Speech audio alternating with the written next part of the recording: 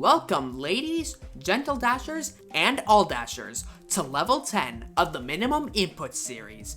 My name is unorthodox, and this video will be a glorious one, as xStep has the honor of being the first level that forces us to do something completely unorthodox in this challenge. Let's get straight into it. I feel paralyzed.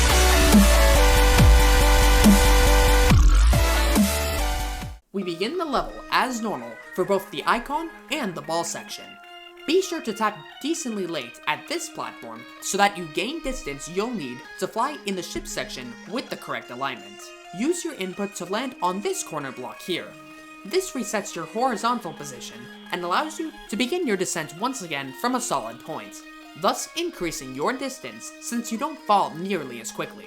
This distance you can gain is crucial to make it past these fuzzy obstacles. From here, continue following the mini coin paths as you transition into the icon section, in which you'll carry on doing this. At 33%, ensure that you hold on this jump orb instead of tapping, as you'll need to fly up a bit as you enter the drop and next shift section with 25 inputs in tow. Here, you'll initially follow the mini coin paths as normal until 39%, in which you'll need to hold and release at a specific time for a very specific reason. Ladies, gentle dashers, and all dashers, allow me to introduce you all to a new colored mini coin that appears exclusively in this level. Pink coins in xStep outline the path that your ship will need to follow automatically. Allow me to explain. In any normal attempt in xStep, players would ignore most, if not all, of these blue jump pads. Some argue that they make for great decoration. Others may say they are completely pointless. Out of curiosity, I ran a poll on Twitter asking the community what their opinion was regarding them. According to these selective statistics, only about 20% of players actually make use of them. Unfortunately for the other 80+% of players, we are forced to make use of them for this challenge. Our goal is to land on these pads in such a way that we bounce back and forth between them as much as possible, hence trust the trail. There are various points at which you can land and successfully bounce automatically for a long time, but for simplicity's sake, we'll just go over the path that I have outlined.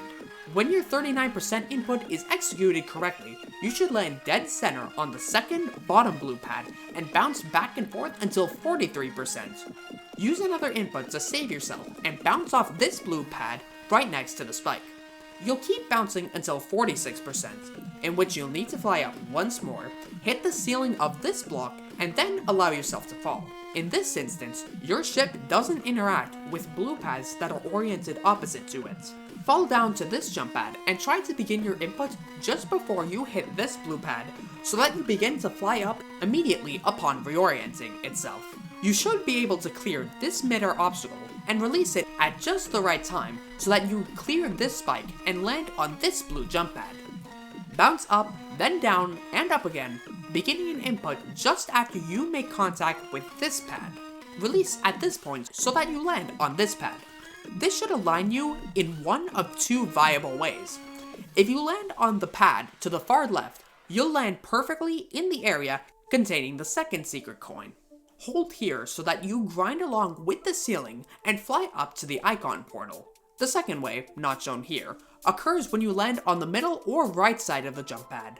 You'd make contact with this pad, requiring you to begin an input here instead. Aim for this pad, which will directly carry you directly into the icon portal. Phew, what a crazy section.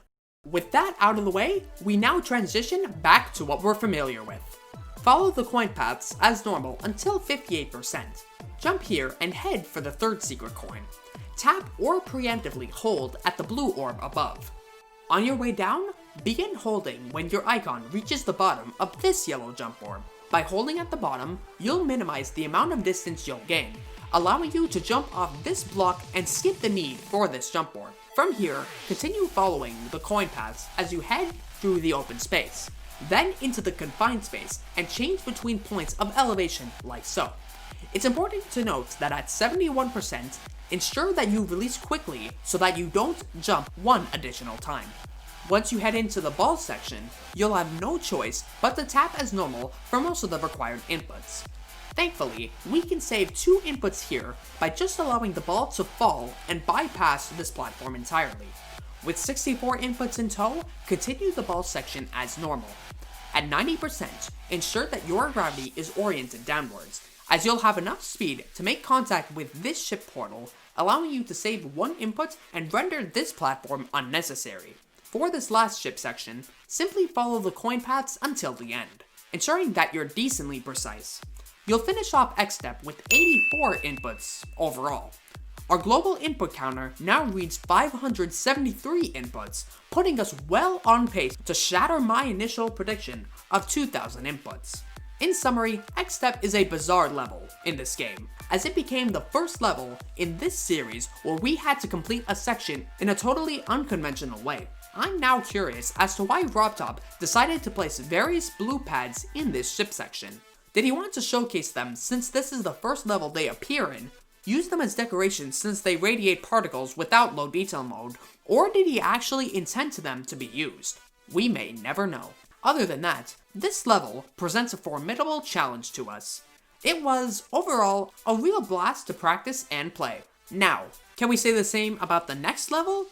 Well, you'll just have to wait until the next video to find out. Thank you so much for watching, and I'll see all of you then. Until next time, stay safe and peace out.